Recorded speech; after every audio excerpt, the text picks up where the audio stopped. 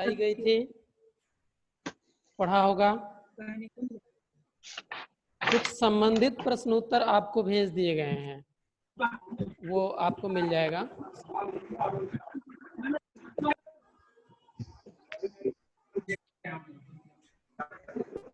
अभी जुड़ रहे हैं शिक्षार्थी। ये जो शीर्षक यहाँ लिखा हुआ है आप देख पा रहे हैं क्या? Yes sir. Yes sir. Sonu, Sonu बताएं क्या लिखा हुआ है? पत्रकारिता। हाँ, thank you. Excuse me sir. हाँ बोलें।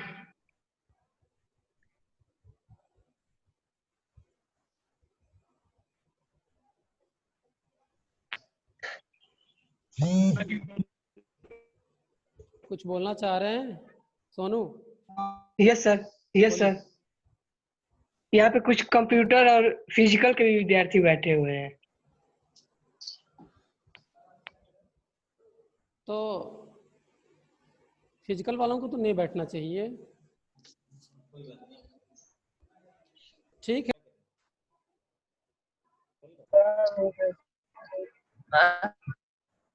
हाँ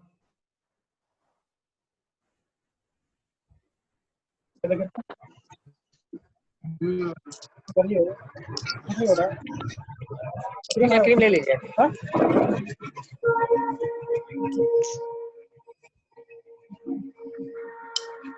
उनकी आवाज म्यूट अनम्यूट हो गई है, जो करना है।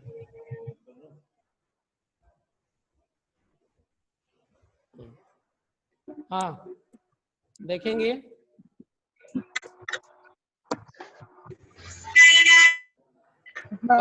पत्रकारिता, इसकी पहले परिभाषा जानेंगे। देश विदेश में घटित होने वाली घटनाएं, विचार हो या कोई रिपोर्ट हो, उन सबको पत्र और पत्रिकाओं में परिवर्तित करने की प्रक्रिया का नाम पत्रकारिता है। एक बार फिर से सुनेंगे।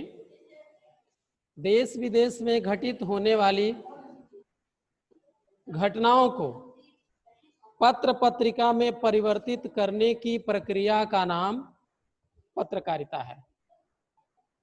जैसा कि संचार में आपने पढ़ा था कि संचार में घटनाएं हो सकती हैं, विचार हो सकते हैं और समस्या की रिपोर्ट हो सकती है। वो समस्या चाहे राष्ट्रीय स्तर की हो अथवा अंतर्राष्ट्रीय स्तर की हो, उसकी रिपोर्ट भी प्रेषित की जाती है। तो पत्रकारिता में होता सिर्फ इतना ही है कि या तो समाचार पत्र के रूप में बदला जाएगा या फिर पत्रिकाओं के रूप में, मैगजीन के रूप में उसे परिवर्तित किया जाएगा। लेकिन उसमें जो बातें आएंगी वो घटनाएं हो सकती हैं, विचार हो सकते हैं और कोई समस्या की रिपोर्ट हो सकती है। संक्षेप में यदि आपको परिभाषा करनी हो तो आप यही कहेंगे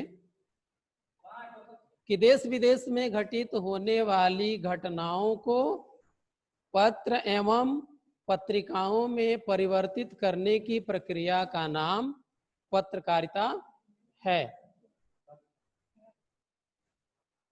अब ये जानना होगा कि पत्र और पत्रिका क्या है। आप जानते भी हैं, जैसे कि ये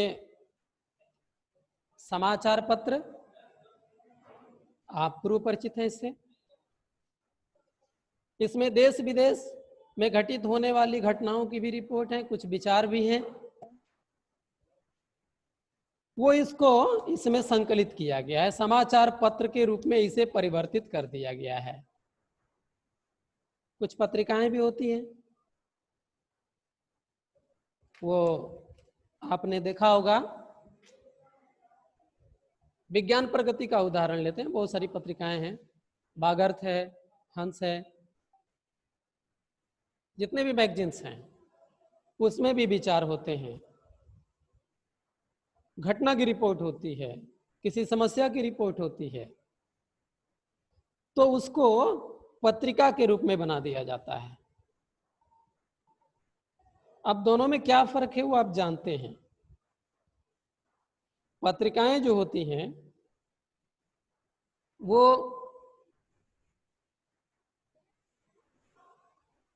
साप्ताहिक भी होंगी, पाक्षिक भी होंगी, जो पखवाड़े में महीने में 2 बार निकलती हैं,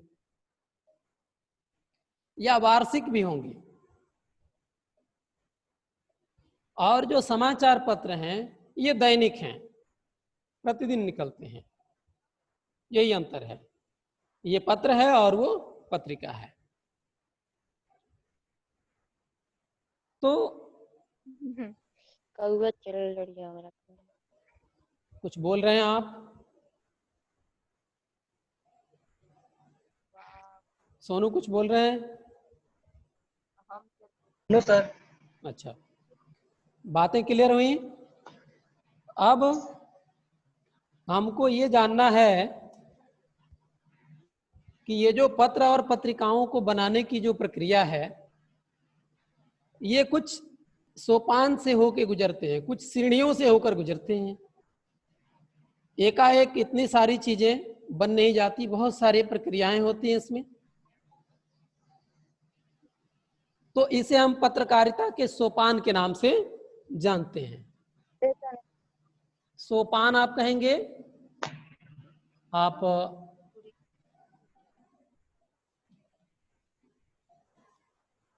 पत्रकारिता के सोपान, आप इसे सीढ़ी भी कह सकते हैं।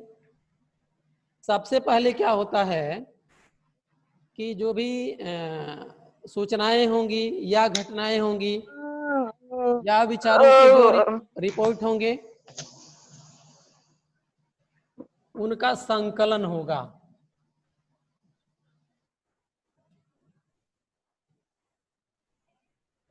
और जो दूसरा सोपान होगा वो संपादन होगा।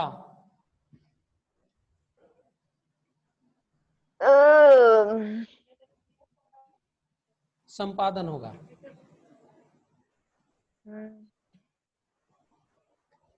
और इसके पश्चात मुद्रण एवं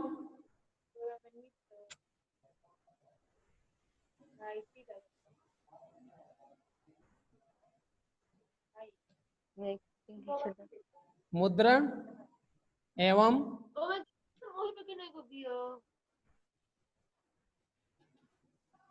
प्रेषण होगा।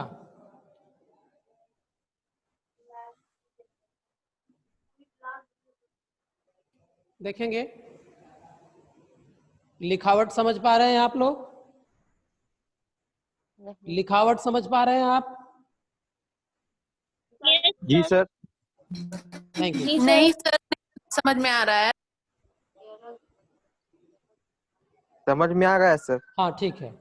देखें, जब भी कोई सूचना आती है तो उसे संकलित किया जाता है। संकलित करने का मतलब बटोरना, इकट्ठा करना। और इकट्ठा करने के बाद जो भी सूचनाएं आती हैं उनको इकट्ठा करने के बाद उनका संपादन होता है। अभी संपादन के विषय में आगे हम बताएंगे विस्तार से। संपादन क्या होता है कि जो भी सूचनाएं कलेक्ट होके आती हैं उसको व्याकरणिक दृष्टि से भी शुद्ध किया जाता है और फिर ये देखा जाता है कि जिस पाठक वर्ग के यहाँ हम भेज रहे हैं सूचनाओं को वो उनके समझ में आनी चाहिए, यानी पाठक वर्ग के लिए बोधगम्य हो। शब्दों को भी याद रखना होगा शिक्षार्थी। मार दम घुसा के बोतले में। शब्दों को तुझ में सर। सर हम्म। किसी का मुझे माइक पता खुला है, उससे बहुत आवाज आ रही है। हाँ हाँ हाँ। सर पल्लवी। उसको बोलिए कि सर कृपया बंद कर दे।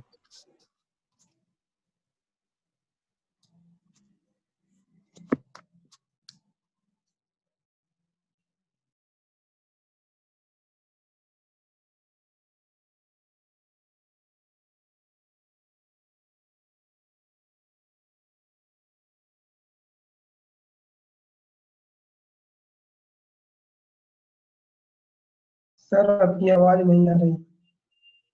सर आपकी आवाज नहीं आ रही। सर सर आपने आप माइक म्यूट कर दिया है। आवाज आ रही है? Yes sir. जी सर। ओके। हाँ, तो बताया जा रहा था कि जो सूचनाएं आपके पास आती हैं उनको शुद्ध करना होता है। अब शुद्ध करने में इस बात का भी ध्यान रखा जाता है कि जो हमारा पाठक वर्ग है, जिनके बीच ये समाचार पत्र जाने वाले हैं, जो लोग इन पत्रिकाओं को पढ़ने वाले हैं, उनकी भाषा शैली क्या होगी, किस भाषा भाषी क्षेत्र के लोग हैं, उनका सामाजिक और मानसिक स्तर क्या है। कहीं ऐसी शब्दावली का प्रयोग न हो जाए कि उनके लिए दुर्बोध हो जाए। आपने जो पत्र पत्रिका में बातें लिखी हैं, जिन शब्दों का प्रयोग आपने किया है वो उन्हें समझ में ही ना आए तो फिर कैसे संचार होगा? संचार में बाधा आ जाएगी। तो सूचनाओं को लाने के बाद शुद्ध करना है, लेकिन ऐसा शुद्ध नहीं कर देना है कि वो पाठक वर्ग के लिए समस्या खड़ी हो जाए। तो एक और चीज, कभी कभी आपने सुना होगा शुद्ध हिंदी की चर्चा होती है।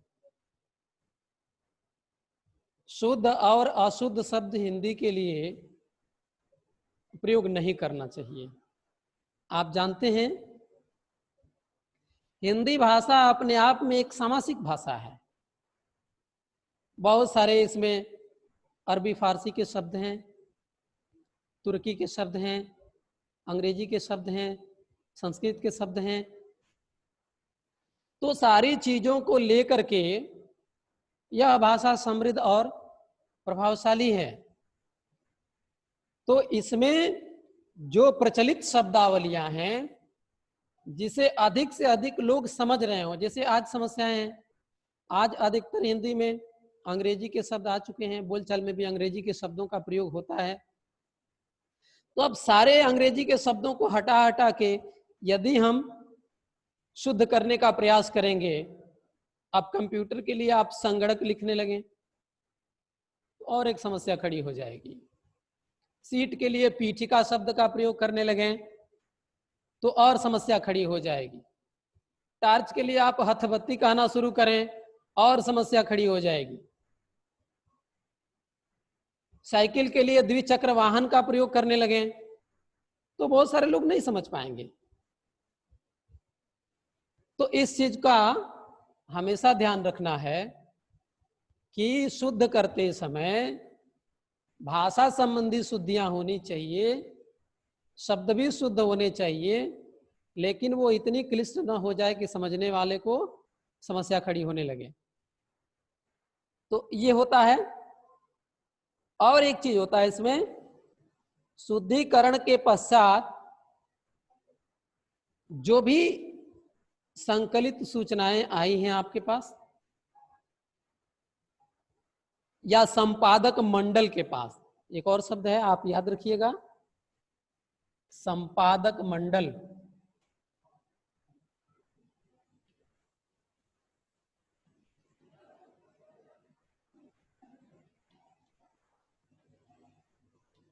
ये संपादक मंडल आप याद रखेंगे।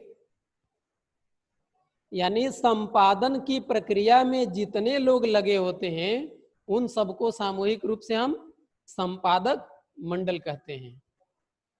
उसमें संपादक होंगे, उप संपादक होंगे और सहायक संपादक होंगे। ये बात आपकी समझ में आ रही होगी।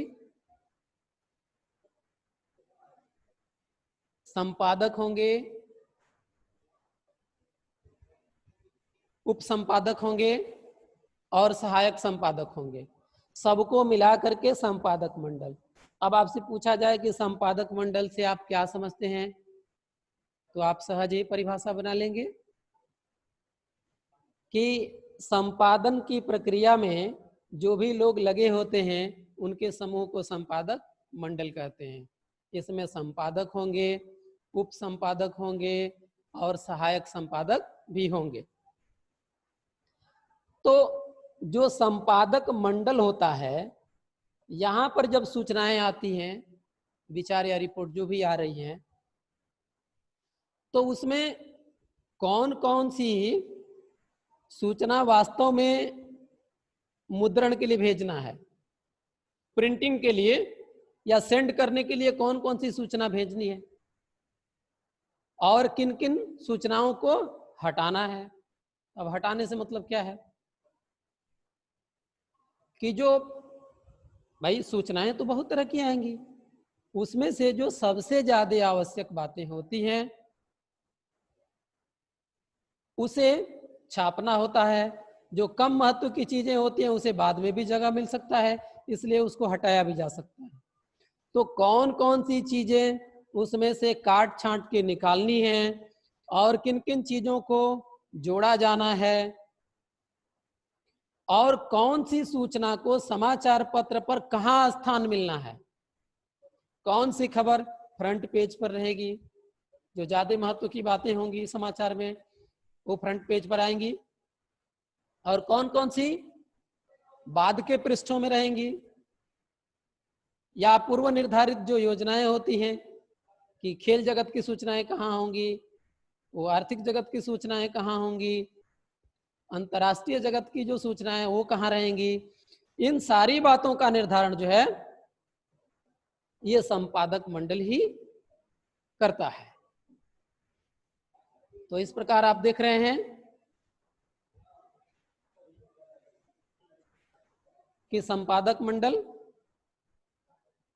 भाषा संबंधी त्रुटियों को दूर करेंगे, पाठक के लिए बोधगम्य बनाएंगे, और कौन सी चीज छांटनी है और कौन सी चीज इसमें साटनी है, जोड़नी है, इसका निर्धारण करते हैं। किस सूचना को अखबार का कौन सा स्थान मिलना चाहिए, कितनी मात्रा में स्थान मिलना चाहिए।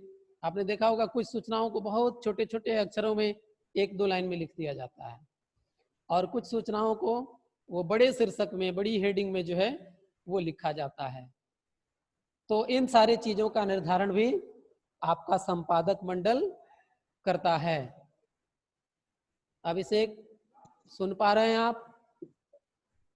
Yes sir. आवाज आ रही है? Yes sir. Yes sir. आगे देखेंगे। जब ये इन सारी चीजों का निर्धारण हो जाता है तो इसके बाद वो मुद्रण एवं प्रेषण के लिए जाता है। उसकी जो यदि प्रिंट मीडिया है तो वो प्रिंटिंग होगी, प्रिंटिंग होने के बाद ही तो, या फिर वो और कोई टेलीविजन इत्यादि चैनलों को भेजना है तो उसके हिसाब से वीडियो तैयार करके वहां भेजा जाता है। इसके बाद वो मुद्रण एवं प्रेषण के लिए जाता है, और तब जाकर के आप सभी पाठकों तक ये समाचार पत्र और पत्रिकाएं पहुंचती हैं। तो इतनी प्रक्रिया के दौरान वो पहुंचती हैं। यहाँ पर थोड़ा सा जान लेना है, ये जो संपादक मंडल होता है, आप 12वीं की परीक्षा की तो तैयारी कर ही रहे हैं, साथ में ये निश्चित रूप से आप माने कि यदि इन सारी चीजों की जानकारी हो जाती है, आप पढ़ लेते हैं, तो इसके बाद जब आप न्यूज सुनेंगे या समाचार पत्र पढ़ेंगे तो आपका दृष्टिकोण एकदम साफ होगा। निश्चित रूप से मानिए, अब तक जो भी हम सुनते रहे हैं उन सारी सूचनाओं को सुनने और पढ़ने से पहले मेरा ऐसा मानना है कि यदि इन सारी चीजों को जान ले आदमी तो लोकतंत्र के लिए बहुत ही अच्छा होगा।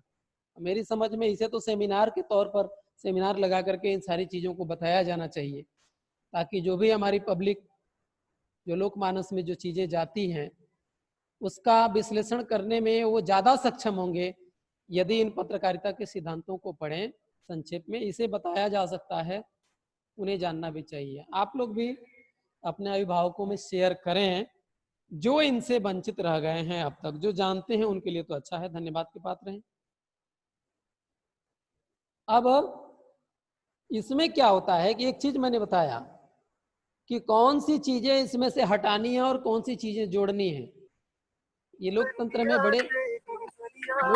में ये बड़े ही महत्व की चीजें होती हैं। अब आगे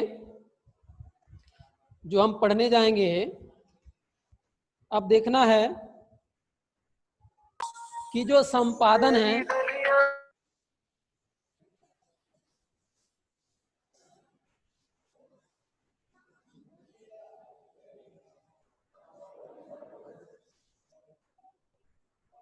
शिक्षार्थी अनुशासन स्वयं से प्रेरित होती है। यहाँ आप सीधा प्रसारण कक्षाओं से जुड़े हुए हैं और आप स्वतंत्र हैं, चाहे जिस तरह का आचरण आप कर सकते हैं, लेकिन एक बार आपको स्वयं से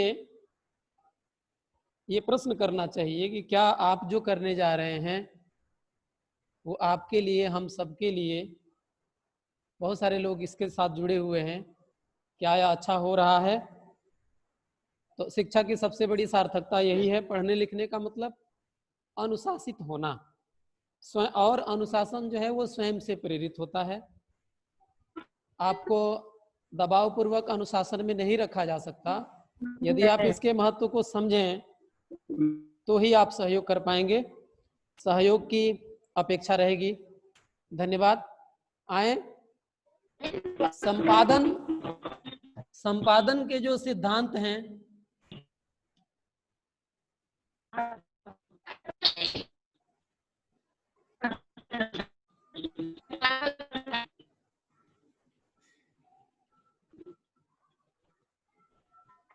वो संपादन किन किन सिद्धांतों पर होता है। अभी तक आप ये पढ़ रहे थे कि जो पत्रकारिता के सोपान हैं, जिन सीढ़ियों से चढ़ते हुए वो पत्रकारिता संपन्न होती है और आप तक पत्र पत्रिकाएं पहुंचती हैं, उन सीढ़ियों को आपने जाना। लेकिन उन सीढ़ियों पर चलते चलते एक जो संपादक मंडल है या जो संवाददाता हैं या पूरा परिमंडल जो संचार परिमंडल है,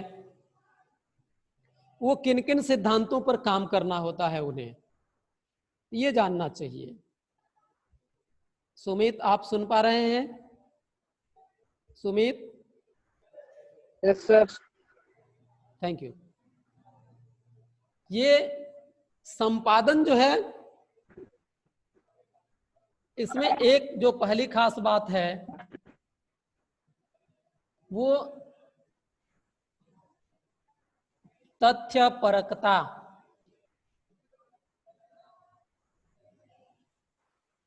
तथ्य जिसे आप कहते हैं, एक्यूरेसी।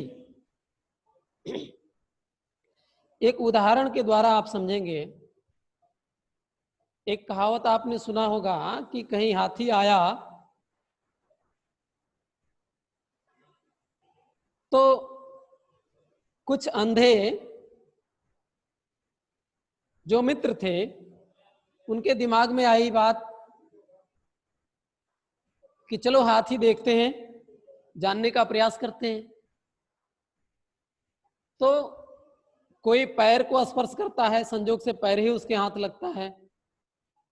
वो मन ही मन कल्पना कर लेता है कि हाथी का आकार जो है वो खंबे जैसा होता है।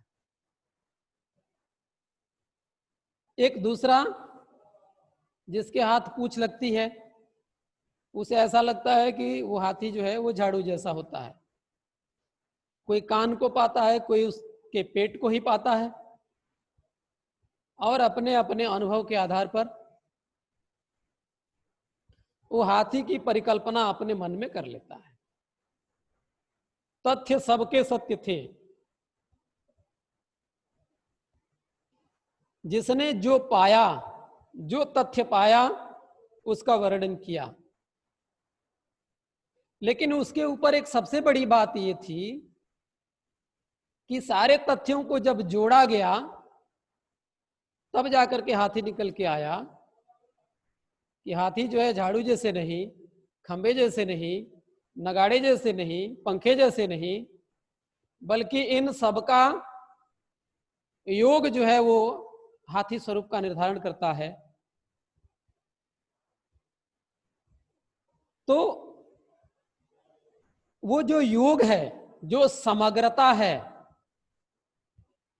ये समग्रता लाने की क्षमता जिसमें जितनी अच्छी होगी, मतलब जो तथ्य आप ले रहे हैं, आपके तथ्यों में संपूर्ण घटना क्रम का प्रतिनिधित्व करने की क्षमता होनी चाहिए।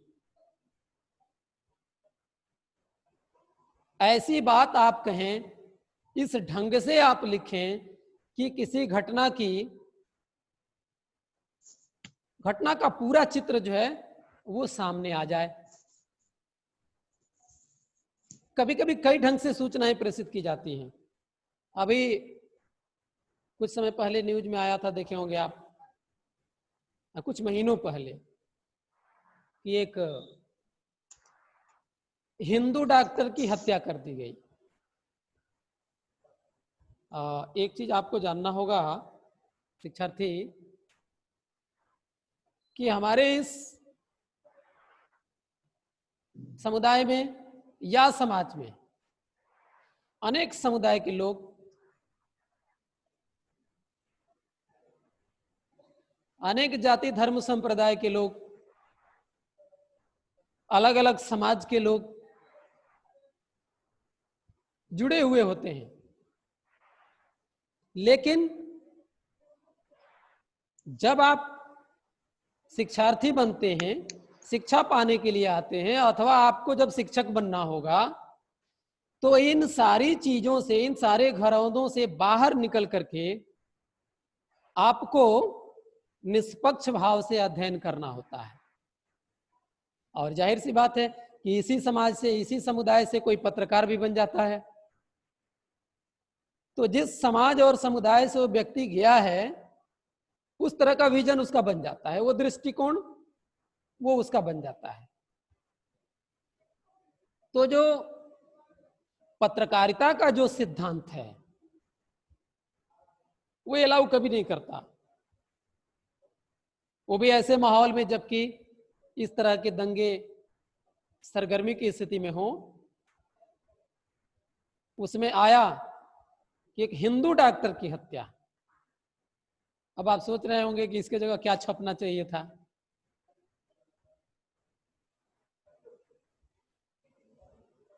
जीवन दान देने वाले की ली गई जान। और भी अच्छे हेडिंग हो सकते हैं, वो आप निकाल लेंगे, पढ़ेंगे तो मुझसे भी अच्छे हेडिंग आप निकाल लेंगे। लेकिन जरा गौर करें, क्या ये नहीं हो सकता था कि जीवन दान देने वाले की ले ली गई जान? जो सबको जीवन दान देता है उसकी जान लोगों ने ले ली, और तब डिटेल में आप लिखें चिकित्सक की हत्या हो गई। लेकिन प्रतिक्रिया सोचें, हिंदू डॉक्टर की हत्या हो गई। यदि आप इस तरह की हेडिंग छापते हैं तो जब संचार होगा, जब लोग समुदाय में ये बातें जाएंगी, जन जन तक ये बातें फैलेंगी, तो इसके परिणाम क्या होंगे, ये भी संपादक मंडल की कार्य परिधि में बात आती है, ऐसा मैं मानता हूं। ऐसी मेरी सोच है। उसकी प्रतिक्रिया क्या होगी? ये हिंदू डॉक्टर, मुस्लिम डॉक्टर, क्या बारी बारी से सबके प्रति आक्रमण हो, भले ही शब्दों के ही आक्रमण हो? क्या ये अच्छी बात है? लोकतंत्र में तो अच्छी बात नहीं है। तो इन सारे चीजों पर ठंडे मन से हम सबको विचार करना है। देखिए विद्यार्थी, हमें सिर्फ पढ़ करके डिग्रियां नहीं बिटोरनी है। शिक्षा का जो उद्देश्य है, आप जिस समाज में हैं, जिस देश में हैं, आप पूरे विश्व के लिए काम कर सकते हैं। पूरा विश्व अपना एक परिवार है। हमारे यहाँ कहा भी गया है वसुधैव कुटुंबकम, पूरी वसुधा, पूरी धरती ही कुटुंब के समान है। तो जो भी शब्द हम निकालते हैं उसके बहुत बड़े प्रभाव हो सकते हैं। अब एक और चीज है, प्राय आपने देखा होगा पत्रकारिता में, जाहिर सी बात है, जो हिंदी पढ़ा होगा, इंग्लिश पढ़ा होगा, भाषा ज्ञान के आधार पर आप पत्रकारिता में जाएंगे। लेकिन जो सूचनाएं आपको प्रेषित करनी होती हैं, जरा सोचिए, उसमें आर्थिक जगत की भी सूचनाएं आएंगी, संसद से लेकर के खेल जगत तक, विज्ञान जगत, और जो तकनीकी जगत है, अंतर्राष्ट्रीय जगत की भी जो सूचनाएं हैं, सारी सूचनाओं का संपादन करना होता है। यह अपने आप में एक चैलेंज है। अब सारे विषय का जानकार व्यक्ति हो यह तो कोई आवश्यक नहीं है, लेकिन सारे विषयों की एक सामान्य जानकारी आपको या हमें किसी को भी इस हद तक होनी ही चाहिए कि पत्रकारिता का जो मूल सिद्धांत है, जो तथ्य परकता है, उस तथ्य परकता की शुद्धि को बनाए रखने के लिए वो सारे ज्ञान आवश्यक ही नहीं, अपरिहार्य भी हैं। तो ये बात हुई तथ्य परकता। तथ्य आपको अलग अलग तरह से मिलेंगे और आपको निर्धारित करना होगा कि वो तथ्य में सच्चाई क्या है। अब जो संवाददाता भी तथ्यों को लेके आते हैं, उनके सामने भी समस्या होती है। मान लीजिए कहीं पर किसी बहू ने, ऐसी परिस्थिति कभी न बने, किसी बहू ने वो अग्निदाह कर लिया, जला लिया उसने, इस तरह की खबर मिल गई। तुरंत घटना स्थल पर आप पहुंचते हैं और जाते ही तथ्यों की जानकारी लेना आप शुरू कर देते हैं। तो जाहिर सी बात है, आप जाएंगे तो भांति भांति के लोगों से मिलेंगे। जहां पर ये घटना घटित हुई है उसके पास पड़ोस में उसके पक्ष के भी लोग होंगे, विपक्ष के भी लोग होंगे, पूर्वाग्रह से प्रेरित लोग होंगे, कुछ निष्पक्ष भी लोग होंगे। ये तीन तरह के लोग होंगे, कुछ पक्ष में होंगे, कुछ विपक्ष में होंगे, कुछ निष्पक्ष में होंगे, और कुछ तटस्थ होंगे जिनको किसी भी चीज से मतलब नहीं है, कुछ भी हो। तो वो अपने अपने ढंग से अंदाजा लगाएंगे और वही सूचना आपको देंगे। वो ये कह सकता है कि उसने आग लगा लिया, जल गई। आपको दूसरे तथ्य भी मिल सकते हैं कि नहीं नहीं घर वालों ने जला दिया होगा, ये अक्सर झगड़ा करते रहते हैं। उसी में कोई ऐसा भी व्यक्ति मिलेगा, ठीक है भाई झगड़ा तो करते हैं, झगड़े तो आए दिन होते रहते हैं, पर ऐसा नहीं है कि जान ही ले ली जाए, कुछ और कारण हो सकता है। आदि आदि भांति भांति के तथ्य आपको मिलेंगे, लेकिन आपको एक पत्रकार होने के नाते, संपादक मंडल का सदस्य होने के नाते, संवाददाता होने के नाते आपको तथ्यों को इस ढंग से समेटना होगा कि वो समग्रता का प्रतिनिधित्व करे सारी घटनाओं को। थोड़ा भी शब्दों में हेरफेर हुआ